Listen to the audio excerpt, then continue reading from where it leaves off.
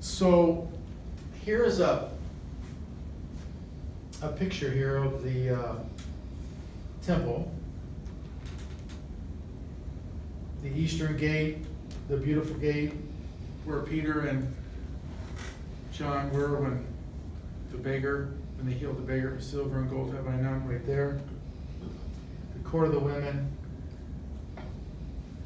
where we talked about for the Passover, where each guy brought a lamb and was slaughtered. They had the rows of Levites, bowls of blood tossed on the bronze altar.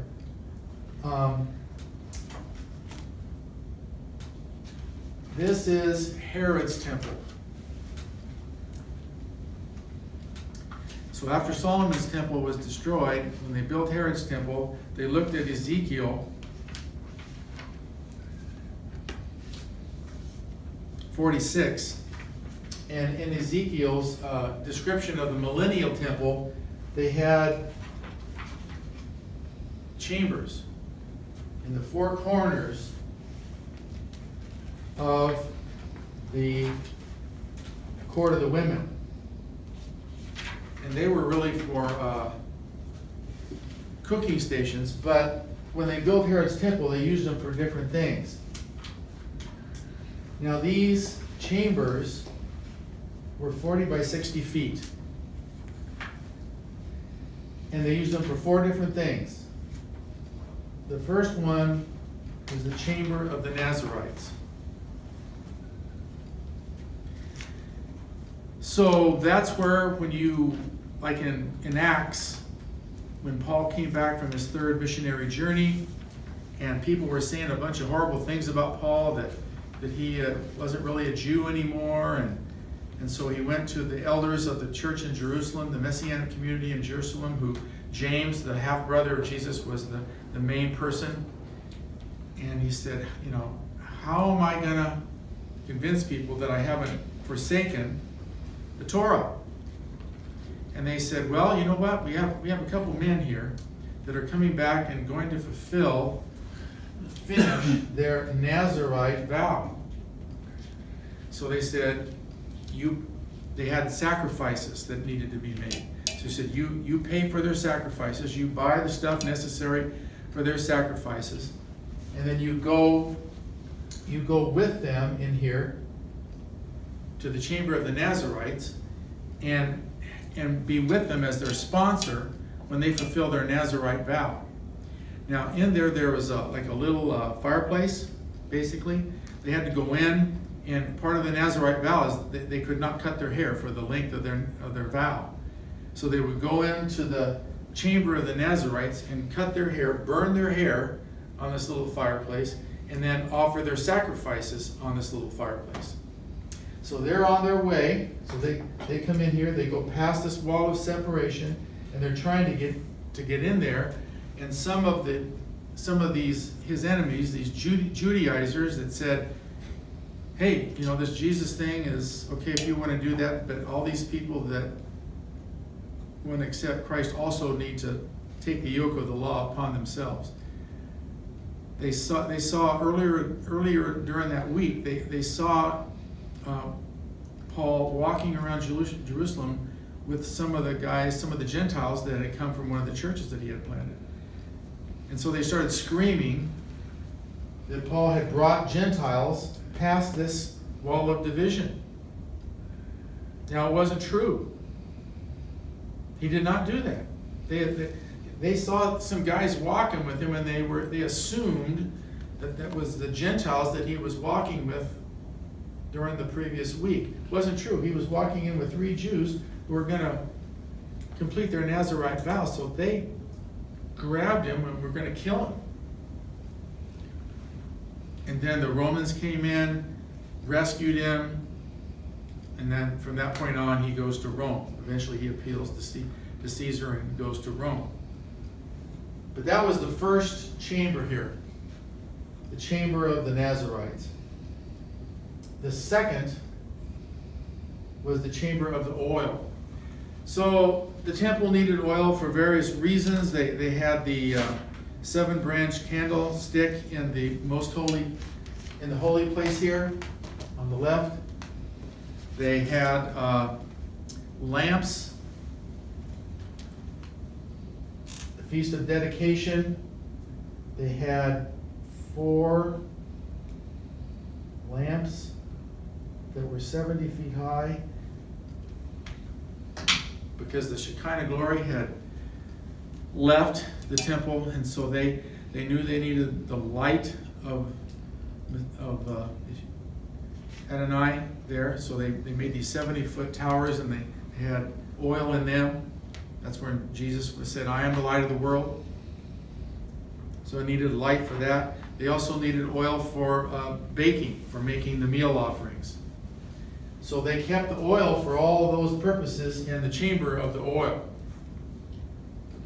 And they also had a chamber of the wood. They needed wood for the bronze altar and the altar of incense that was in the most holy place in front of the curtain into the most holy place, and the bronze altar. They needed wood for those. And of course, like I said last time, this bronze altar, by the time we get to Herod's temple, is 48 feet square.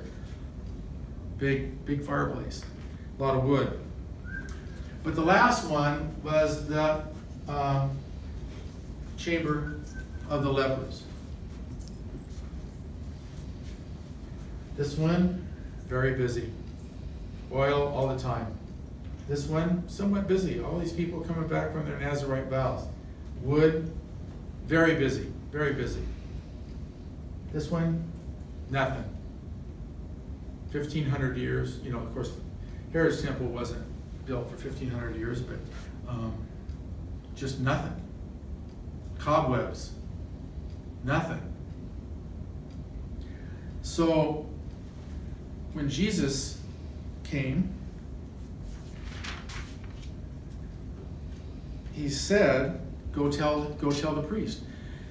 He was trying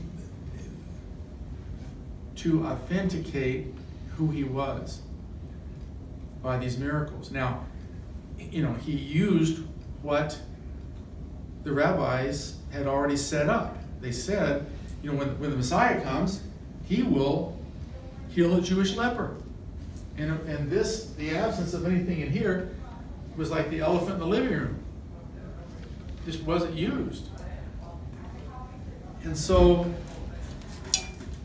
when he said to this person that he healed, go tell the priest, you go back to Leviticus 13 and 14, and there was all these things that they had to do to test him, to offer sacrifices. And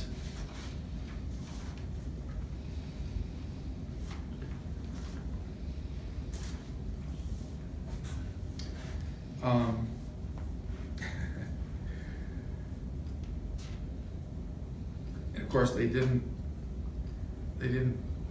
pay it too much heed.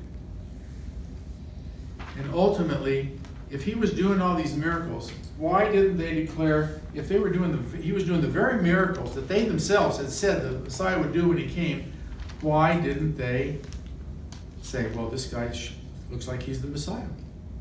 Why didn't they do that? They didn't want to give their power up. They didn't want to give their power up, and he didn't believe in the oral law. He did not believe in the oral law. The oral law was basically the thing that tipped the scales on their decision. Because on the one hand, they could not deny the miracles. And next week will be very telling, because when he cast out that mute demon, boom, they don't even meet. They do not even meet. They declare that he is demon possessed. They make their decision, bam, like that. It's almost like, don't confuse me with the facts, my mind's made up. He cast out a mute demon, and by the prince of, and so the people are, the people who looked at the Sanhedrin, they're going, hey, this guy he's healed a Jewish leper, as we can see here. But the news about you, he said, but But the news about Yeshua was spreading all the more, and many crowds were coming together to hear and to be healed of their diseases. Yet he would often slip away to the wilderness and pray. They should have followed their own messianic miracles and said, he's doing all these miracles. He must be the Messiah. But what tipped the scales was the oral law. The rabbis taught, and it was believed, just like they believed strongly that the oral law was a little better than the Torah. They said, he who studies the oral law he who studies Torah does a good thing. He who studies the oral law does an even better thing. So they elevated the oral law just even a little bit higher than Torah. And so, because they believed, and the whole society believed, that when the Messiah came, not only would he believe in the oral law, but he would participate in the making of new oral laws. And Jesus did neither of those. He didn't even believe in the oral law, let alone participate in the making of new oral laws. And all the conflict in the Gospels is over the oral law. And Shar was right. Basically, don't confuse me with the facts. My mind's made up. They didn't want to lose their power. And the thing that really tipped it was Messiah's non-belief in the oral law. So when he cast out a new demon, they said, you're demon possessed. So they had already come to they didn't even wait till the third one. They didn't even meet, which they were really supposed to do. Continually meet. He did one miracle, this one, the healing of a Jewish leper. They met, they made their decision, and the next one, they executed their decision that he was demon possessed. We've gone through the first 4 feasts, which picture Christ's first coming. The Passover points to his death, the Lamb of God who takes away the sins of the world.